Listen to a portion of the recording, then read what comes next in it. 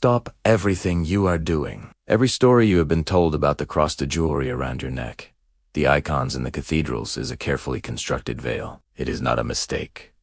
It is not a historical misunderstanding. It is a deliberate, 2,000-year-old lie, designed to keep you small, powerless, and perpetually dependent on an intermediary. They told you the cross was a monument to death. They told you it was a divine courtroom where an innocent man paid for your sins because you were born too broken to save yourself. But what if the cross isn't a symbol of execution at all? What if it is a living map, a cosmic blueprint for the transformation of human biological consciousness into divine light? For the next 25 minutes, we are going to decode the most dangerous secret in human history. Secret found not in the Sunday pews, but in the forbidden Nag Hammadi Library and the silent whispers of the Gnostics. By the end, you will realize a truth that shatters every limitation you've ever accepted. Spoiler alert, you are not the observer of the cross. You are the cross. You are the resurrection. You are the light of the world, made into bone and blood. If you have always felt a divine discontent, a sense that the story was deeper than what they told you, then welcome. The seal is about to be broken. To understand the secret, we must first look at the horror. Picture ancient Rome at its most brutal. The cross was never meant to be beautiful. It was an instrument of psychological warfare, the Roman nuclear option. When the empire wanted to break a rebellion, they didn't just kill. They erased the humanity of the rebel. Miles of crosses lined the Appian Way. Bodies writhing for days. The message was clear. This is what happens to those who defy the material empire. It was designed to reduce a sentient being to nothing more than screaming, humiliated flesh. Now, ask the question that the church avoids. Why would the early Christians, people who watched their beloved teacher die in this specific, horrific way, make this their central icon? It is as if Holocaust survivors made the gas chamber their holy symbol. It makes no sense.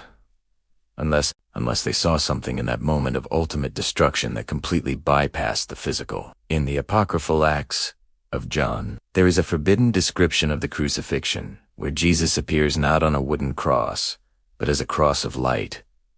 He tells John, this cross of light is sometimes called the Word, sometimes mind, sometimes Jesus. It is the marking off of all things. The early initiates didn't see a tragedy. They saw an initiation. They understood that what looked like defeat was the alchemical negredo, the blackening of the ego that must occur before the gold of the spirit can shine. The cross is a map encoded into the very structure of reality.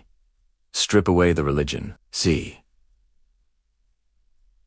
the geometry. 2 lines. The vertical line is the axis Mundi, the pillar of spirit. It reaches from the dense core of the earth to the infinite heights of the pleroma, the divine fullness. It is the eternal now. The horizontal line is the plane of matter, time, space, duality, suffering, and physical experience. And you are the sacred intersection. You are the X that marks the spot where heaven touches earth. This symbol is older than the Roman Empire, older than the hills of Judea. The Egyptians called it the Ankh, the key of life. The Norse called it the tree that connects the 9 worlds. The Hindus spoke of the Sushumna Nadi, the central channel of the spine. But here's the truth that terrifies the institution. If you are the intersection, you don't need a priest to bridge the gap. If you are the temple, you don't need the stone building. If your own spine is the ladder to God, you are a sovereign entity. We are still being crucified today, but the nails are invisible. In the 21st century, the horizontal line of matter has become a prison. We are nailed to our past traumas, nailed to our bank accounts, nailed to the digital identities we've created. We live entirely on the horizontal plane, running back and forth, trying to find happiness in a world of temporary form. Jesus said in the Gospel of Thomas, if you bring forth what is within you, what you bring forth will save you. If you do not, it will destroy you. The cross you're asked to carry isn't your suffering or your bad luck. That is a victim's theology. Your cross is the invitation to let the false self, the ego that thrives on the horizontal plane, be nailed down and left behind. I want you to pause. Think of one label you carry that feels heavy. I am a failure.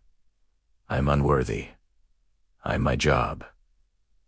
That thing, that is the thief on the cross. It needs to die so that the I am your true, vertical nature can rise. Modern science calls this neuroplasticity, the ability to break old patterns and birth new ones. Ancient Gnosticism called it metanoia, the total transformation of the mind. Different languages, same mystery. Your body is the true cruciform temple. Stand up. Extend your arms. Look in the mirror. You are the symbol. Your spine is the vertical axis connecting root to crown. Your outstretched arms embrace the totality of the world. The ancient mystics knew that the crucifixion was an internal, physiological process. In the Kabbalah, the tree of life is mapped onto the human body. In the Eastern traditions, the Sup and Phaya Kundalini must rise up the vertical axis of the spine to reach the single eye, the pineal gland. Jesus said, "If your eye be single, your whole body shall be filled with light." He wasn't talking about a miracle in the sky. He was describing the activation of the light body. The crucifixion is the conscious surrender of the lower animal drives into the higher spiritual centers. When you feel your heartbeat, you aren't just feeling a pump. You are feeling the pulse of the universe. Every breath you take is the spiritus, the breath of God moving through the biological machine. You aren't a human having a spiritual experience. You are spirit localized into a human nervous system to see what it feels like to love, to bleed, and to wake up. The church taught you that resurrection is a post-mortem event, something that happens after you die, provided you followed the rules. This is the greatest theft of power in history. Resurrection is not a future promise. It is a present moment frequency. It is the realization that the you that was born and the you that will die is just a mask. The Reali, you the observer behind the eyes is deathless. When Jesus said, "I am the resurrection," he was using the royal "I am the divine" name. He was demonstrating that any human who aligns their vertical spirit with their horizontal life becomes a bridge for the infinite. In our modern world, resurrection looks like this. It's the moment you choose forgiveness over resentment. It's the moment you choose truth over the socially acceptable lie. Every time you act from your divine nature instead of your wounded ego, you are pulling the nails out. Here is the truth that makes every external authority obsolete. The cross was never about worshiping Jesus' transformation. It was a demonstration of yours.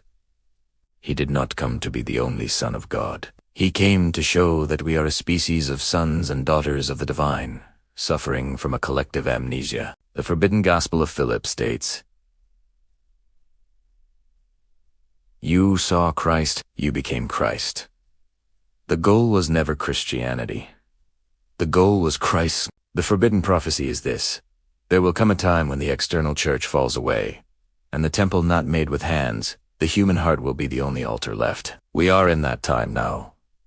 The information is no longer hidden in caves. It is vibrating in your very cells. Every system that depends on your ignorance, there's systems of debt, of fear, of division thrives on you, believing you are just the horizontal line.